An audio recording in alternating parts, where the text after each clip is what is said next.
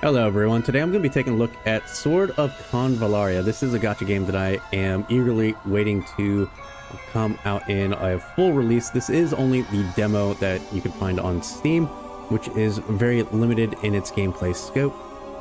However, it does give you kind of enough to have a feel of what the gameplay is going to be like. It is very reminiscent of Final Fantasy Tactics or Tactics Ogre. You could see the heavy inspirations from that genre of games, as well as the art style, the 3D isometric view as well. And a lot of, if you're at all familiar with Final Fantasy Tactics, a lot of the combat systems and all of that is going to be very familiar when we jump into the combat.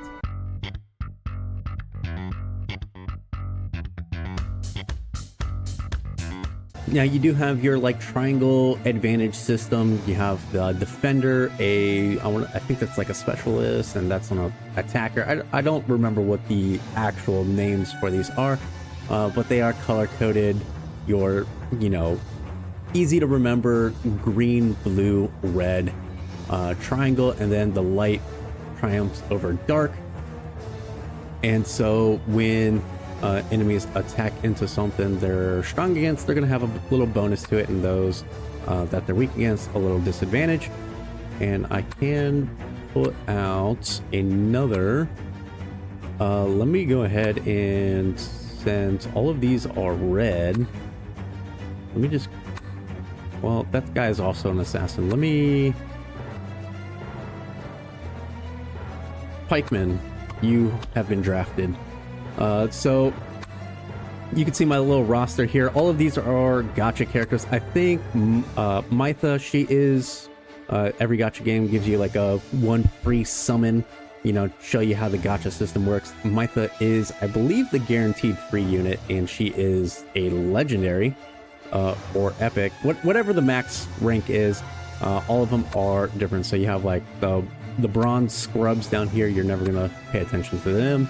Then you have the next rank up, so it's like what? Common, rare, ultra rare, super rare, I don't know. But you got the max rarity over here, so we get her for free. And it does look like we get an additional 2 spaces for units deployed. This is the story mode, so I'm not sure what the max deployment will be. I would assume it's going to be around 4, 5, no more than that, probably. So we're going to go through all of this. This is just the story. We're somehow wrapped up in some sort of rebellion against the kingdom. We got like mixed in with some rioters, and yeah, so I haven't been paying attention to the story all too much. I am going to just wait for the full release before I actually, pay attention to any of that. And yeah, so over here you can see our turn order. If you click on this button right here, it's going to tell you who goes when. So our player character is going first, and that's going to be Mytha, and then these guys down here are going to move, followed by that. And then over here you can see the danger zone. So if you move into the danger zone, these enemies are going to focus him. We don't really want that. Actually, I think the explosive barrel will hit him. I think that's the range. But as you can see, there are destructible objects on the map, as well as obstacles that you can sort of play around, and engage with some more tactical gameplay. And yeah, you can see like there's also terrain and height bonuses. So these right now we're on terrain value 0. This guy right here, he's at terrain value 1. And then the character can stand on it, push it away, or break it easily. So different items are going to have different different attributes to them. They can be destroyed, they can be pushed, they can, set on fire, they can blow up. So I wonder, I don't remember what the range of the explosive barrels are, so we're just going to pop that. And hopefully it hits this guy. Oh, okay, so it hits both of them. Alright. Info panel. You can view more details in the info panel. Pass. Okay. Alright, so she can... She's gonna be at a disadvantage.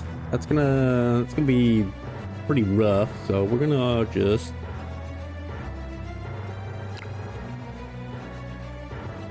I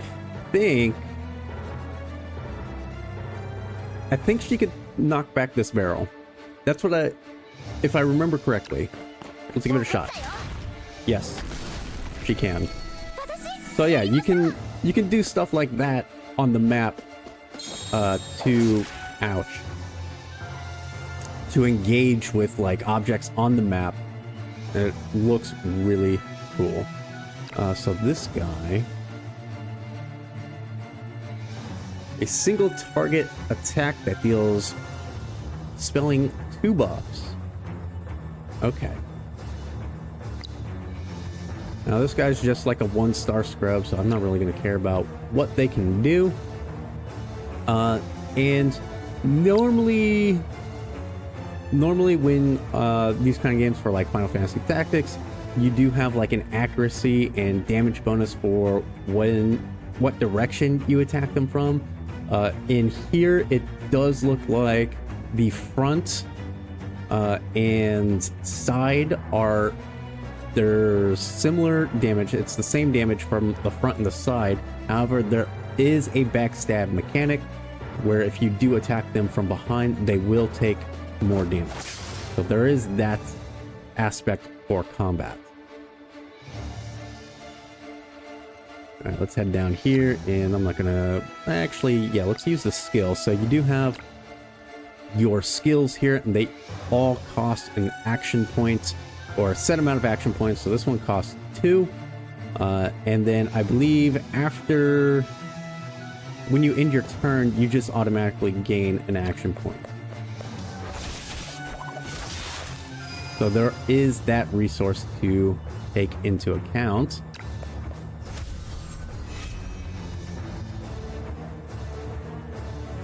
And then our guy here, he's a mage healer character. I don't know if he's going to be any good. Usually in gacha games, it's not too uncommon that your main character is okay in the beginning, but as soon as you start getting a roster of like the max rarity, super rare, ultra rare characters, the main character just gets sidelined and benched for being an absolute scrub. So I don't know if he's going to be a scrub or not. It is very likely that after the prologue, we'll never see this guy on the field again unless he's like force deployed.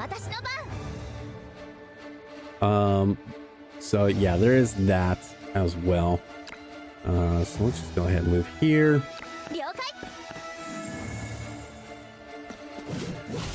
Ouch.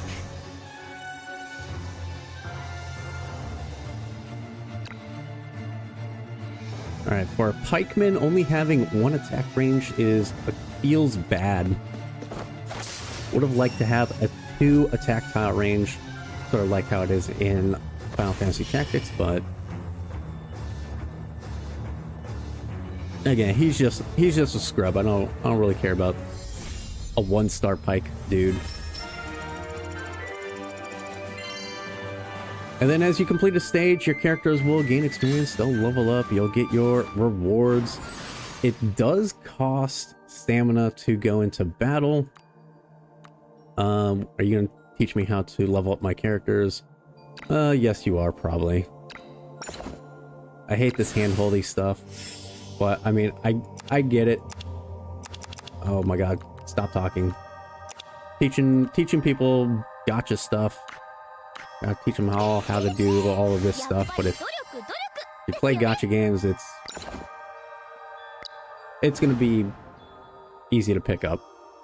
Every stage does cost a stamina meter, so you do have a 240 stamina cap. It takes 4 minutes to recharge one stamina, and each stage is 30, so you're gonna really run out for these like main stages really fast, it looks like, which I don't know how I feel about that, at least for like story content stuff. For farming stages, yeah, sure, make it stamina so you can't like endlessly farm your, you know, materials and stuff. But for actually just playing the game, not a fan of that. It's a very old and archaic gacha design that I really do think has no place in the modern gacha landscape. All right, so we got a couple of barrels here. We can see if we can try and do stuff with that.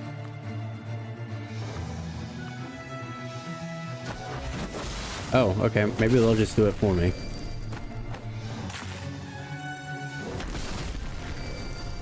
Oh, rip those guys.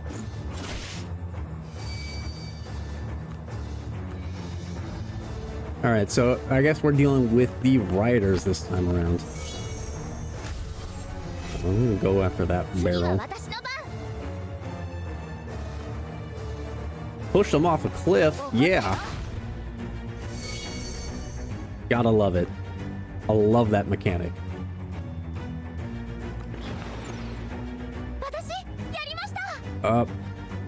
Guess what, buddy? Adios. Gomen.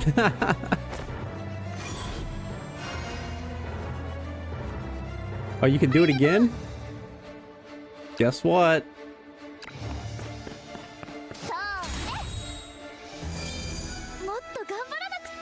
Oh, I could do it again. I don't think it's gonna be enough. Oh, I guess it is. I'm just gonna sweep the entire map. Oh, whoops. All right.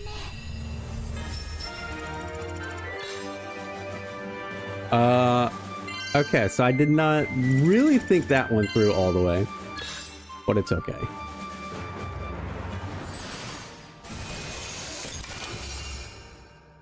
That looks like it's a boss fight of some sort. But let me go ahead and show you a little bit of other character systems. So go into the character details of Mytha. Mytha, she is our free character that we get for free. She is the legendary rank, so it is going to go by the old-fashioned common, rare, epic, legendary. So basically, legendaries and epics are probably going to be the units that you're going to be using the most. Rares and commons are just there to take up space, most likely. I mean, there might be a few fringe cases where you're going to want to field a common or a rare because of some weird, obscure utility they have and that they can bring to the team. But for the most part, you're going to want those upper levels. Our leveling system is limited by your own account level, so the characters cannot level up past your own account level limit. And then over here you have the rank 0 all the way up to 12. This looks like it's going to be their skill, like their skill tree, so to speak. So as you acquire their medals, their resource to upgrade their ranks, you'll then be able to unlock skills at various ranks all the way up to, you know, 11 up to 12, and then you can equip those skills here. So I think everybody's going to have I don't know if you can replace the basic attack skill.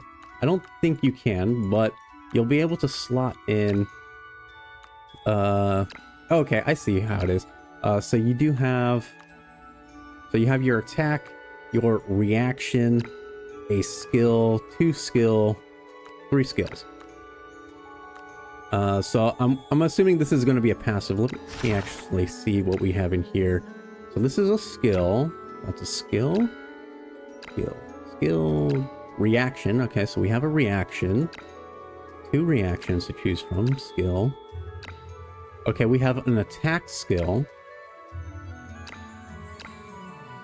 Skill. Okay, so it does look like she does have an option. As you increase her, she's going to obviously get a bunch of new skills for various offensive or support utility. And then reaction, block counter, so giving counter attack and block. That's basically a staple for defender type characters. And then a different type of attack that you get from her skill tree. And then over here we have a trait. So this is basically just a character kind of passive that is, I'm going to assume that is unique to her. And then you have the star level ups, which requires shards. So this is the dupe system. When you get a duplicate character, you're going to get the shard fragments of that character, and you'll be able to level them up that way. And each star rank is going to improve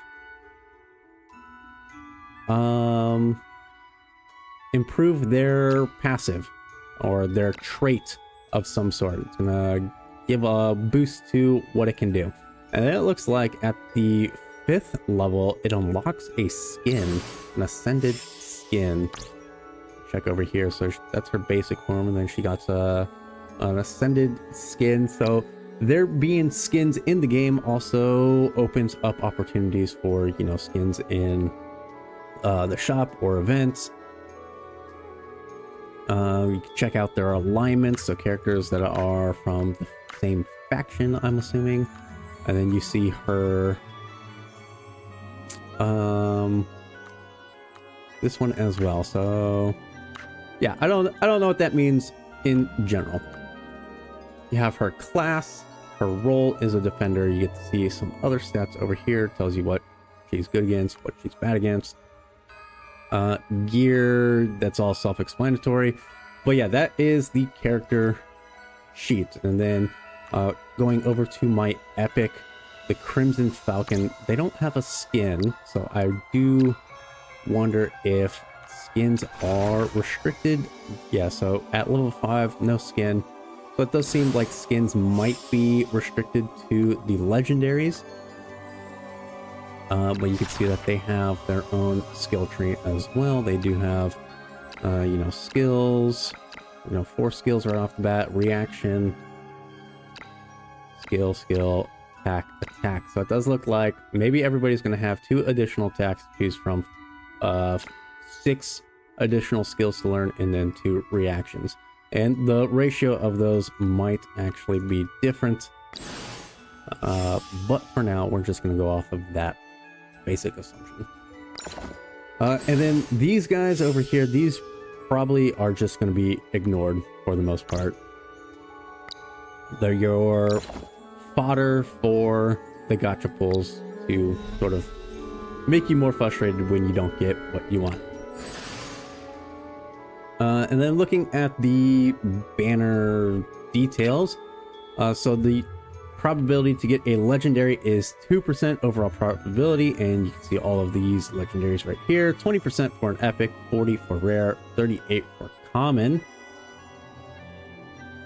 During the event, you have 2% to get the legendary character. Each summon in any summon event will accumulate towards your overall guarantee count. When the guarantee count reaches 100, you will randomly attain 1 featured legendary character. So there is no guarantee on which character you get, but you do get one after 100 summons. So it's like a soft guarantee in a sense. And from the wording here, in each summon, any summon event will accumulate towards the overall guarantee count. So that, to me, sounds like across banners, the count will carry over. So if you do not get a character you want within one banner cycle, your count won't reset in the next. That's what I'm assuming. That's what I'm assuming based off of their wording here. And then when you attain a duplicate character, you get the memory shards. And then the memory shards will be converted to like the character shards that you can use to increase the star level.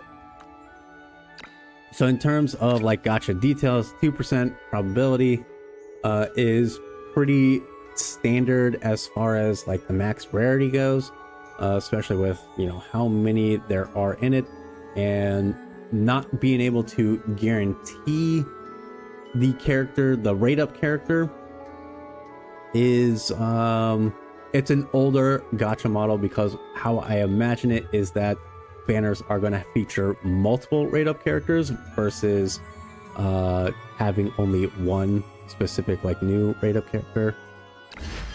And then for the standard weapon banner, it's a 5% overall probability to get a legendary weapon, 50% for an epic, which is pretty good, not for being like the second best rarity. 25% for rare, 20% for common. And then there looks to be no guarantee for the weapon banner. So it is, you are, you know, tossing away currency to the wind, hope you get that 5%, because there's no guarantee to get a specific weapon, and you could just not get a legendary for the end of time, technically. So I don't really like that setup there. And then if we take a look at, so we have our shards, our crystals. This is what we use to summon. This, I'm assuming, is the paid currency. You buy currency in the shop, you'll get this, and then you convert this into this one over here. And then the secret fate is the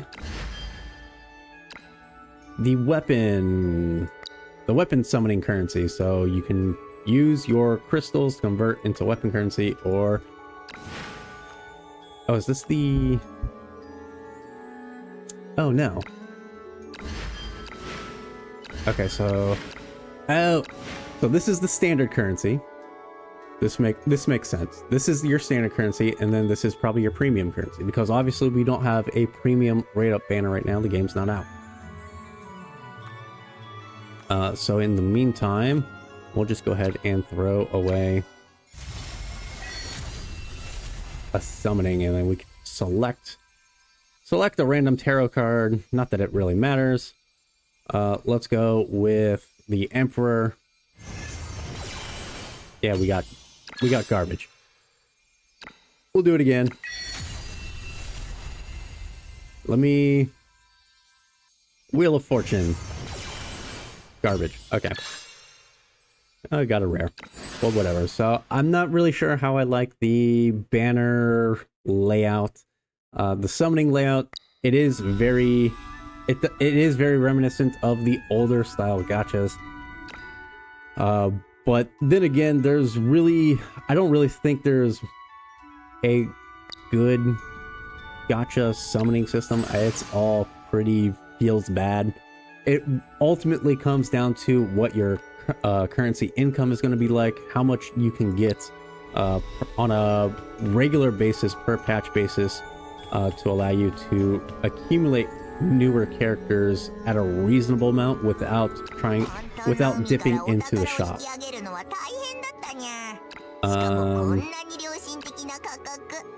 Okay, oh my god, shopkeeper is annoying.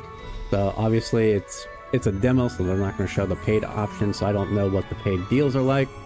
But my intention for this game is to just be free to play. I want to see how well the game can play without needing to, you know, buy currency to get the latest characters and stuff. So I'm going to see what an average free-to-play player's experience is going to be like for this game, and hopefully it is forgiving, because I do think the friendlier the free-to-play experience is, the better off the gacha can be.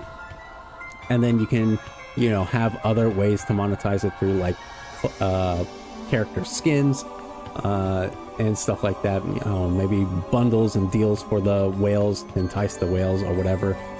But for the average free-to-play player, I do think it's, you know, fairly important to keep them reasonably fed in terms of like the currency income, so that they don't feel like they're getting ripped off at every turn, like some other games like to do. But this is just a short showcase of Sword of Convallaria. I'm very excited. I absolutely love Final Fantasy Tactics Ogre, so the whole 3D isometric feel to it, the pixelated graphics, it's all super nostalgic, and my greatest hope for this game is that it just turns out to be, you know, good, something that's worth keeping up with. Anyways, let me know down below what you think of this game. It'll be launching globally on July 31st. I'll be interested to hear your thoughts on, you know, what you think of Sword of Convallaria. Don't forget to like the video and subscribe to the channel, and I will see you for the next video.